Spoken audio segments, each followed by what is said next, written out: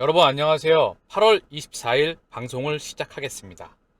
오늘 방송도 여러분의 투자에 그리고 큰 미래를 예측하는데 그리고 금융에 돈의 원리를 적용하는데 그리고 우리가 무심코 지나갔던 이슈들이 얼마나 큰 중요한 원인과 그런 세상에 파급을 미쳤는지 그리고 이제부터 앞으로 어떻게 투자해야 되는지 많은 도움이 되길 바라면서 방송을 시작하겠습니다. 먼저 물질 만능주의라고 하죠. 즉 자본주의라고 합니다. 이 자본주의 세계가 도래한 지 상당히 오래되었죠. 돈에 너무나 절박하죠. 생계가 달려있기 때문에 누구나 사실 생계 때문에 목숨 걸고 일을 하고 직업 현장에 나가게 됩니다. 돈이 없으면 아무것도 못하는 세상이죠. 그런데 우리는 정작 돈이 무엇인지를 모르고 살았습니다. 이제부터 돈이 무엇인지 알면 됩니다. 과거의 돈이, 현재의 돈이 무엇인지 이해를 해야 미래의 돈이 어떻게 펼쳐지는지 이해할 수 있습니다. 자, 그리고 지금 시장이 많이 좋지는 못하죠. 시장에 많은 노이즈가 일어나고 있어요. 환율도 많이 급등락이 일어나고 있고요. 금리도 급등락이 일어나고 있습니다. 그렇기 때문에 코인 시장과 주식 시장 변동성이 일어나고 있던 부분이죠. 이럴 때 멘탈을 잘 관리하셔야 됩니다. 떨어질 때마다 쫄아서 팔면 그들이 쪽 빨아먹습니다. 그리고 장기간 동행을 하지 못해요. 장기간 동행을 하지 못한다는 것은요, 결국은 큰 수익으로 돌아올 수가 없다는 이야기입니다. 그래서 이럴 때, 자, 보세요. 도자기업, 평생업, 제가 왜 이 말씀을 드리냐? 투자 이외에 집중할 수 있는 것, 성공할 수 있는 것이 필요합니다. 투자와 본업의 에너지 파동의 분산입니다. 그래서 예를 들면 제가 볼게요. 이분이에요. 지금 도자기 만드는데 경주 민속공예총에서 도자기를 빚고 계시는 장인의 모습, 예를 든 겁니다. 엄청나게 집중하고 계시죠? 물론 이게 본인의 평생 업이니까요. 아마 시간 가는 줄 모르고 집중하시고 계실 겁니다. 이게 평생 많은 시간을 할애하시는, 가장 큰 많은 시간을 할애하시는 본인의 인생이겠죠. 제가 이 말씀을 왜 드리냐? 즉, 투자에 모든 에너지를 다 투입하게 되면 결국 동행하기 어렵습니다. 역설적으로 말씀을 드릴게요. 절박하고 절실하면 투자의 질 확률이 무척 높습니다. 왜냐하면 절박하기 때문이에요. 사람이나 인간관계로 예를 들어 볼게요. 내가 얻고 싶어하는 사람이 있어. 또는 내가 반드시 만나야만 되는 사람이 있어. 근데 너무나 그 사람이 절실해. 그게 연애 상대로 예를 들자고요. 그러면 여자로 예를 들면 그 사람이 부담을 느껴서 또는 그 남자가 부담을 느껴서 뒤로 밀려난다고요. 또는 이용 대상으로만 보거나. 그렇기 때문에 망쳐지는 관계가 많겠죠. 그러나 본업에는 예를 들면 사업이건 본업에는 절실하면 좋습니다. 왜? 거기에는 아까 도자기 업처럼 많은 에너지가 쏟아 부어지는 대로 바로 파급이 나오기 때문에. 자, 그래서 빚이나 대출을 땡겨올 수가 있어요. 절박하면. 그러면 집니다. 질 확률이 거의 99.999예요. 예를 들면 자전거를 타죠. 자전거를 잘 타려고 하면 시작하면 실패합니다. 예를 들면 현대그룹의 창업주와 삼성그룹의 창업주 고 정주영 회장과 이병철 회장 수많은 시행착오를 겪었어요. 사업을 시작하면 처음부터 성공하는 사람은 없습니다. 다 망해요. 그리고 망하는 정도폭이 있겠죠. 투자도 마찬가지예요. 처음부터 안 망하고 성공한 사람 투자의 그루들 중에서 아무도 없어요. 다 시행착오를 겪고 거기에 도착하는 겁니다. 실패해도 넘어지면 다시 일어섭니다. 넘어지면 다시 일어섭니다. 오뚜기처럼 수정.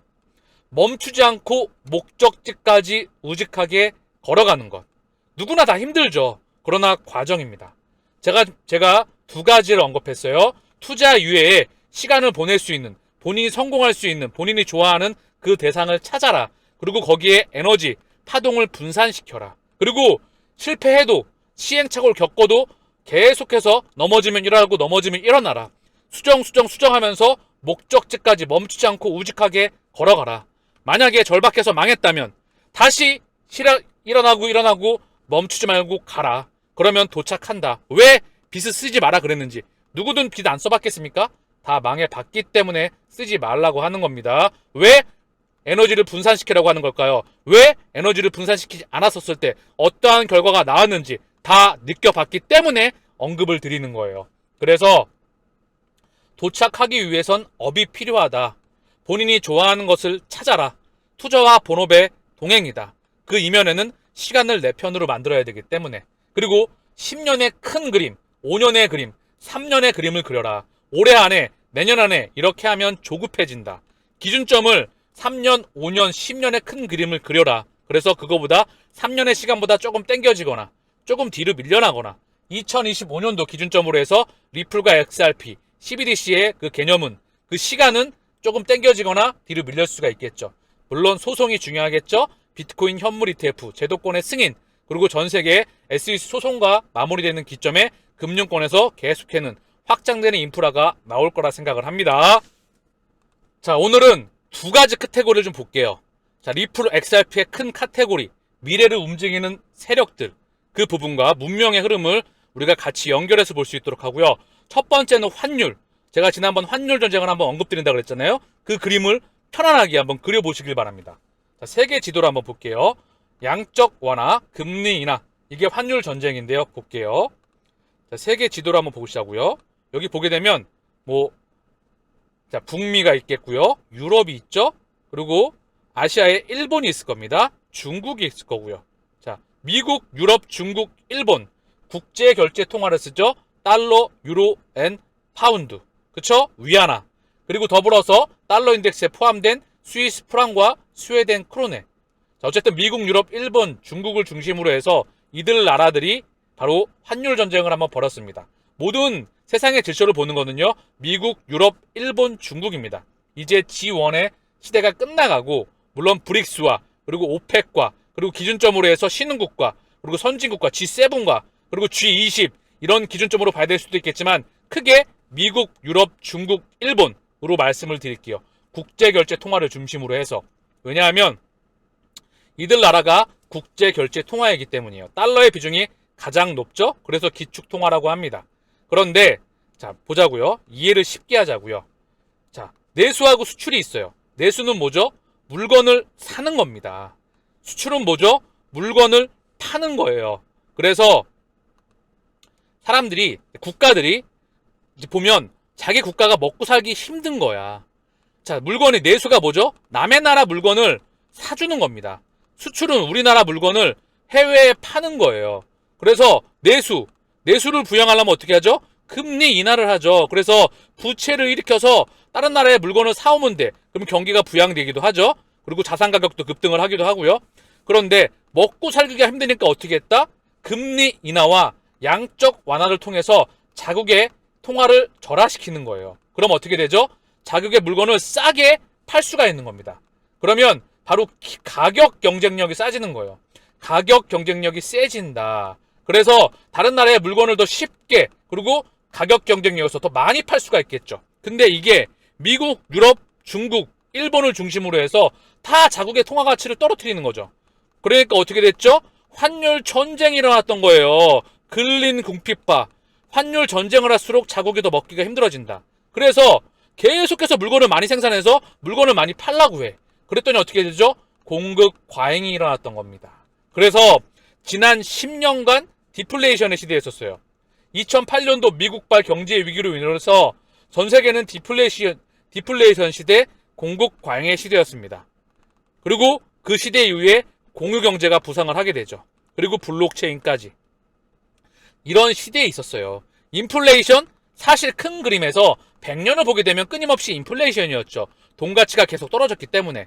그런데 2008년도 이후에는 디플레이션의 시대였다. 그래서 코로나 팬데믹 이후에 어떻게 했죠? 코로나가 전 세계에 도래하게 됩니다.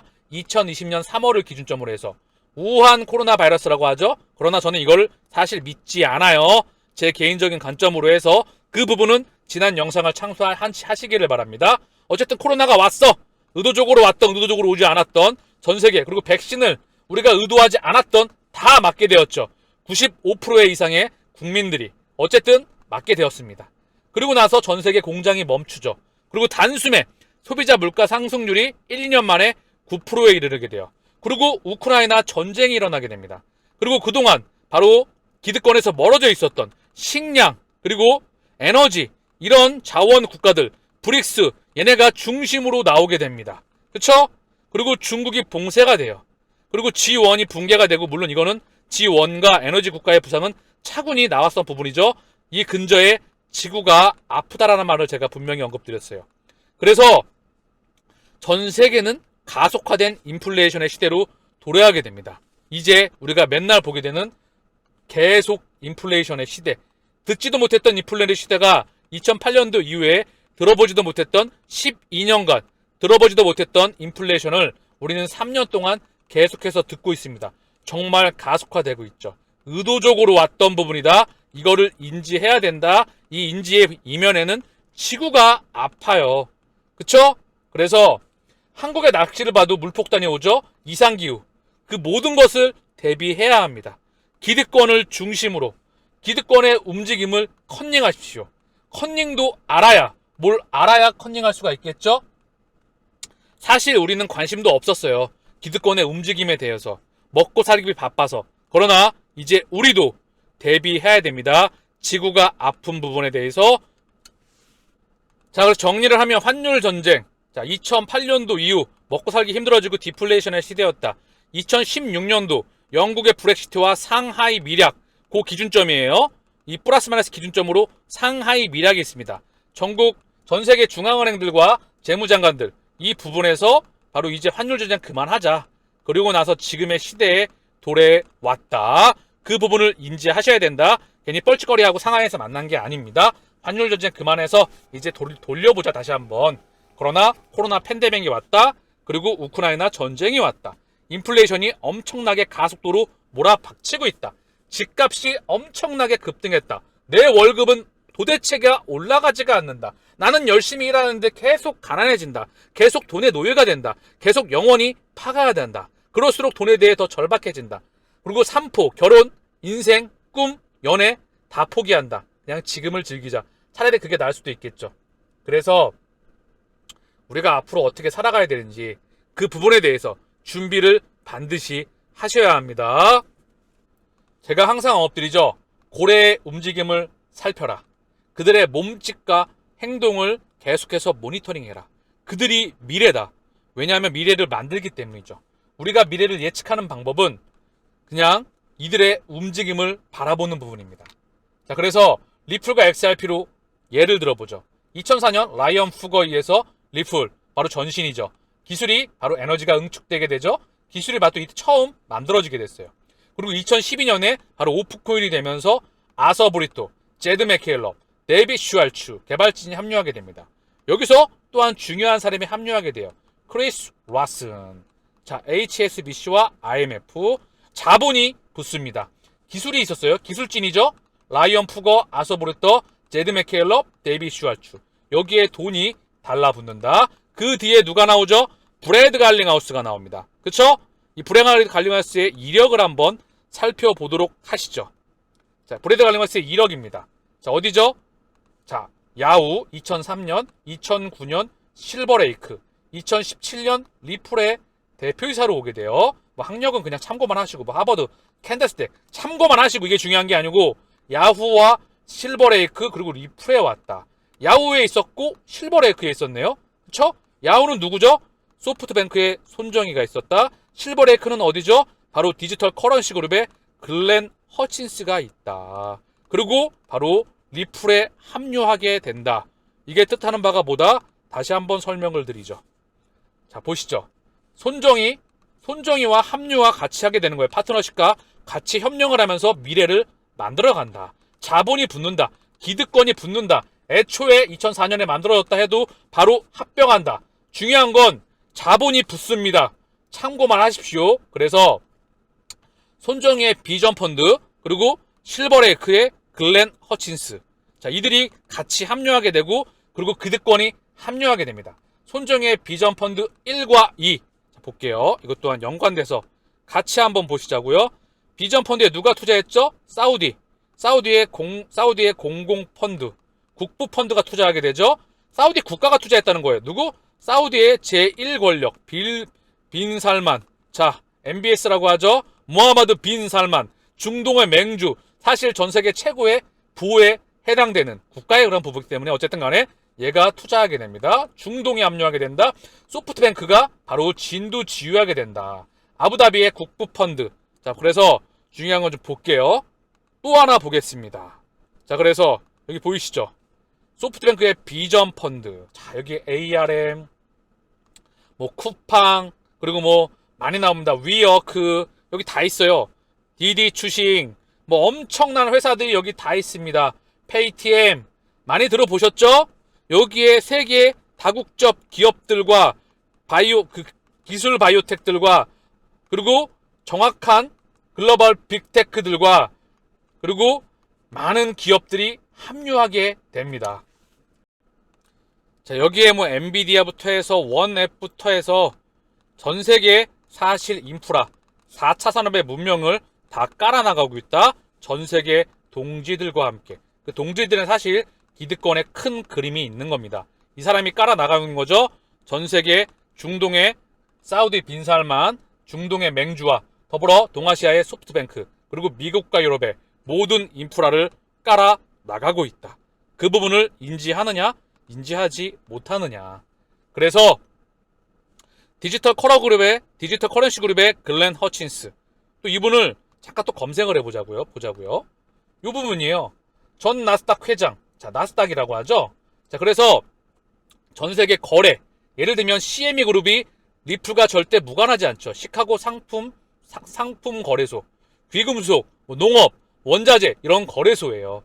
시카고 상품 상업 거래소, 뉴욕 상품 상업 거래소, IC 국제 거래소 그룹, 이런 그룹들과 다 무관하지가 않고요. 나스닥과 그리고 이제 선물 옵션 부분부터해서 파생, 예를 들면 CBOE 이런 부분들과 무관하지가 않습니다.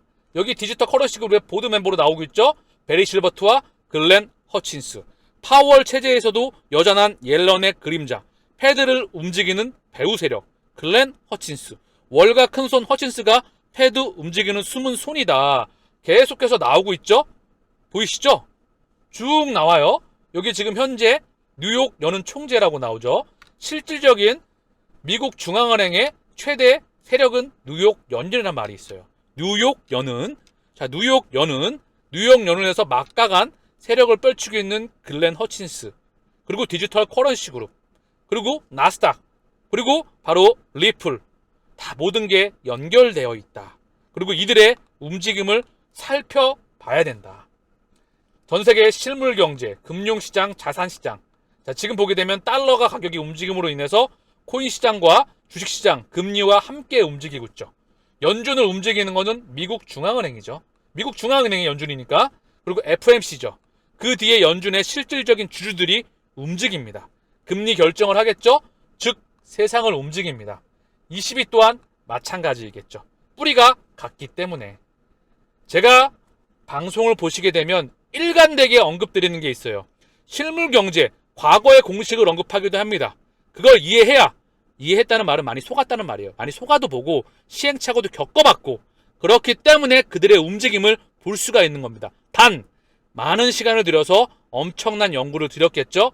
그래서 과거와 현재를 이해했기 때문에 이들의 미래의 움직임을 볼 수 있는 것이다.